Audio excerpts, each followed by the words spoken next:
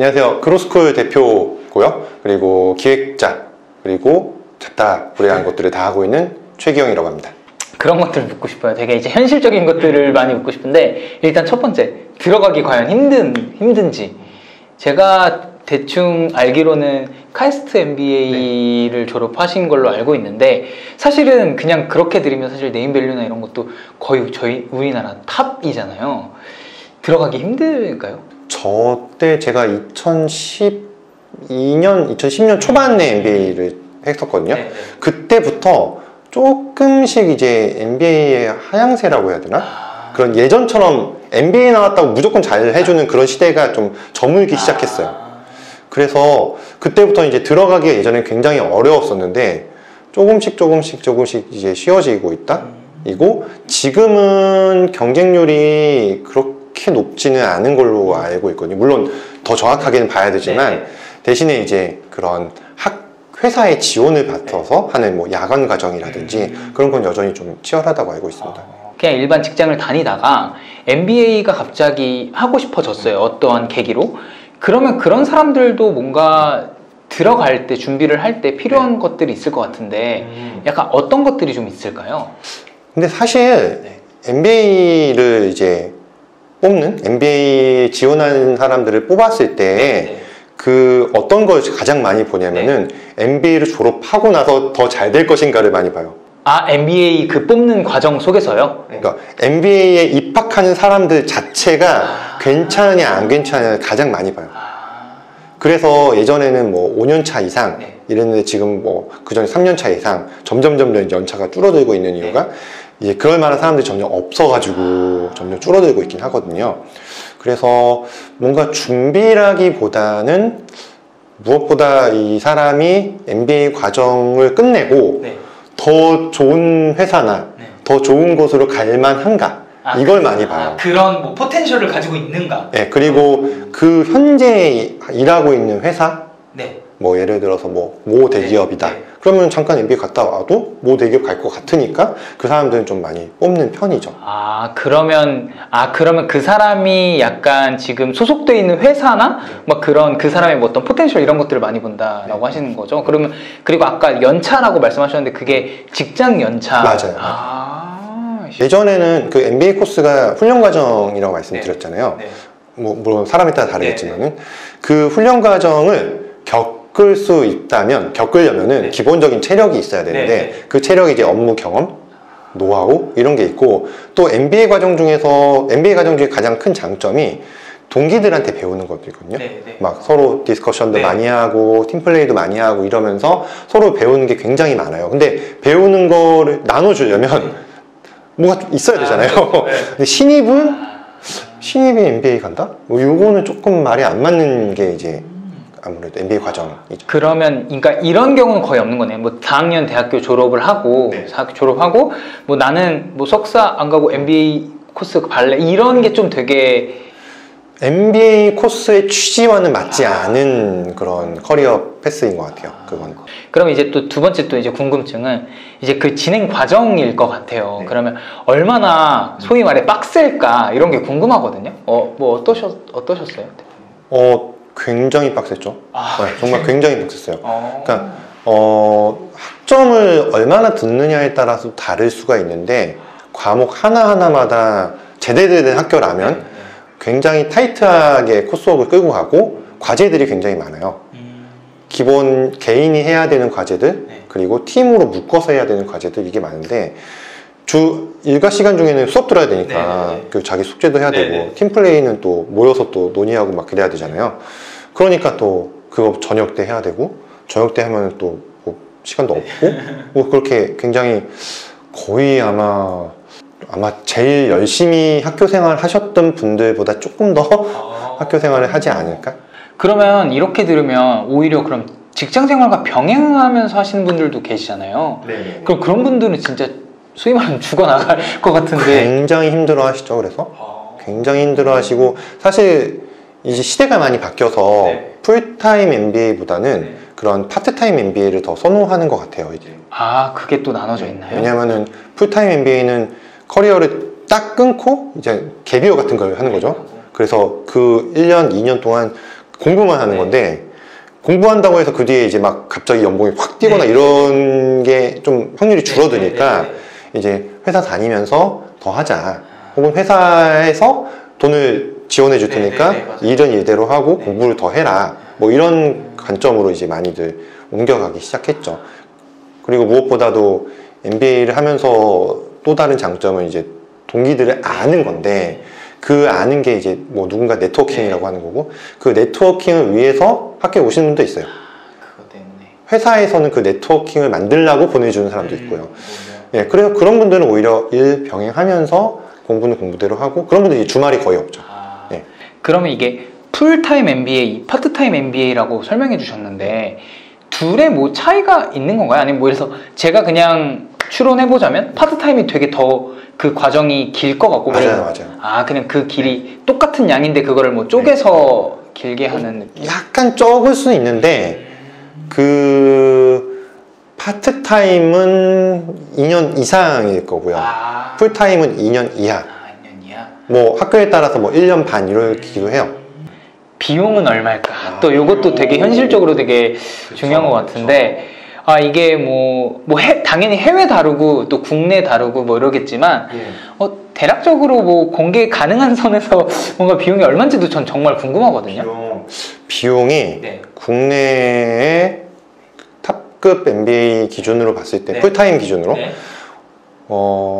학기당 한 1,200만 원 이상이거든요. 네. 그러니까 학비로만 해서 한 5천만 원, 이제 물가도 있으니까 5천만 원 이상 정도라고 보시면 될 거예요. 장학금 제외하고. 장학금 제외하고 일단 5천만 원 정도다. 와, 상당히 비싸네요. 이상. 그러면 이제 아까도 또 말씀해 주셨는데 인맥 때문에 MBA를 해야 한다라는 분들도 사실 저도 그런 얘기를 많이 들었고 제 주변 분들도 많이 들었어요. 그거 하면 인맥 주도 뭐 투자도 잘 받을 수 있고 실제로 어떠셨어요? 뭐 경험해 보신 거랑 아니면 주위에 보시면 실제 이야기인가요? 네, 저도 도움이 많이 됐어요. 그러니까 뭐 인맥 네트워킹 뭐 그런 것까지는 크게 고민 안 하고 저는 들어갔었는데 그 1년, 2년 동안 엄청 빡세게 같이 구르니까 좀 뭐 동기애 같은 것도 생기고 그러면서 졸업하고 또 다 자기 자리 찾아갔을 때는 또 다들 도움 주고받을 정도의 위치에 있어서 뭐 인맥, 학연 뭐 그렇게 좋지 않게 보일 수도 있지만은 또 누군가에게는 저에게는 적어도 이제 같이 함께 살아가는 그런 동료들을 얻었다?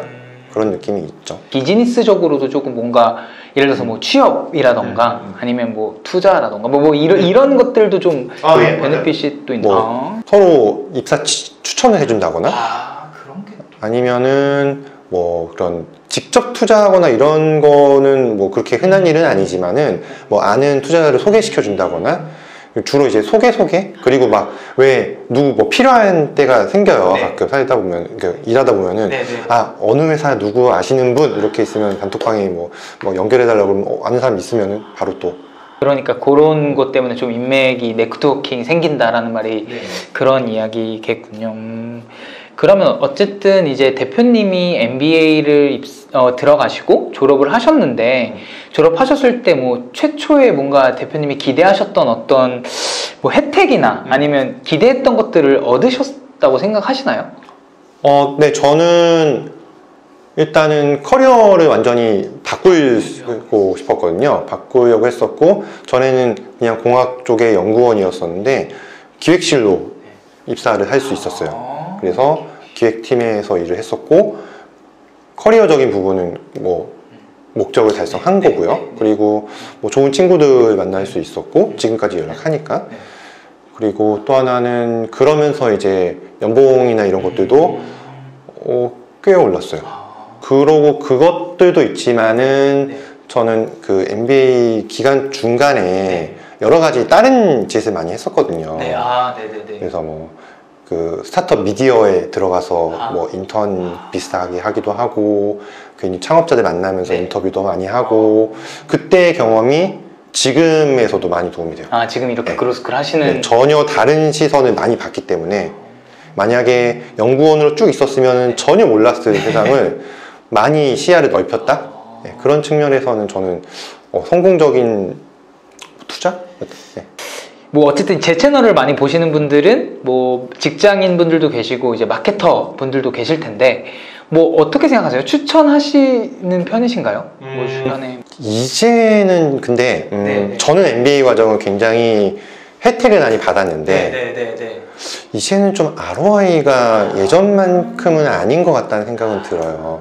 왜냐하면은 과거 뭐 10년, 15년, 20년 전에는 그렇게 만날 수 있는 사람들 만날 수 있는 공간이나 그런 걸 새롭게 배울 수 있는 그런 컨텐츠나 이런 것들이 그런 학교나 소수의 집단에 몰려 있었는데 이제는 배울 게 너무 많아졌어요. 그리고 사람들 만날 수 있는 것들도 그렇고 서비스도 그렇고 네트워킹도 굉장히 다양성이 넓어졌잖아요. 그러다 보니까 MBA 과정 자체의 희소성이 굉장히 좀 떨어지지 않았나? 떨어졌다. 네. 그러니까 꼭 MBA 과정뿐만 아니라 그 대학교 과정도 좀 그런 것 같고요.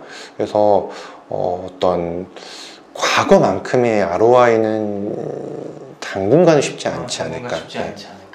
그럼 만약에 다시 돌아가도 MBA를 당연히 선택하시겠네요. 기영 대표님은 뭐 커리어를 전환하려고 하셨어요. 조금 뭐라 그럴까, 뭐 MBA 관련해서 누군가 이제 조언을 한번 의견을 요청하면은 저는 자기 돈으로 가는 거 말고 회사 돈으로 네, 좀 지원을 받아가지고 할 수 있으면 하는 게 더 좋은 거 아니겠을까. 물론 그러면 회사에 묶여요. 맞아. 예, 그리고 끝나고 뭐 회사를 이직한다 그러면 다시 돈을 내야 될 수도 있어요. 네, 지금도 막 MBA를 가야 돼 말아야 돼 혹은 뭔가 결정을 앞두고 있는 분들에게 한마디 해주신다면 뭐 어떤 게 있을까요? 첫 번째로는 MBA 과정이 이렇게 녹록한 과정은 아니에요. 제대로 한다면 물론 놀면 할 수도 있어요. 놀면 할 수 있는데 제대로 그 시간 동안 본인의 밸류를 애드하려면은 그만큼 고생할 각오는 해야 된다. 물론 공부를 즐기시는 분들 그리고 사람들이랑 이제 같이 팀플레이 하는 걸 재밌어 하시는 분들은 충분히 뭐 그 시간 속에서 가치를 찾을 수 있을 거라 생각을 하는데 그런 공부하는 거나 학습하는 거나 이런 거를 하기 어려우신 분들은 굉장히 고통스러울 수가 있어요. 그래서 스스로가 생각했을 때 학교생활 나 열심히 했다, 나 잘할 자신 있다, 이런 분들이 가는 게 좋을 것 같고, 또 하나는 좀 그런 얘기일 수 있는데 영어를 좀 많이 쓰셔야 될 거예요. 국내 웬만한 MBA 과정들은 지금 코로나 때문에 조금 많이 달라졌지만은 웬만한 MBA 과정들은 다 이제 글로벌 과정으로 많이 만들고 있거든요. 그러니까 외국인들을 많이 유치하고 외국인 교수들과 함께 외국어로 수업을 많이 해요. 그리고 그런 아티클들이나 읽을 거리들이 다 영문이 굉장히 많거든요. 그래서 그 영어에 친숙하지 않은 분들은 또 시간을 많이 써야 되니까 굉장히 피곤할 수 있다라는 거. 그리고 무엇보다 MBA 끝나고 나서 나의 갈 곳이 어디인가가 명확하지 않으면은 MBA 과정 속에 고민하는 것도 굉장히 피곤하거든요. 그래서 물론 바뀌어도 돼요.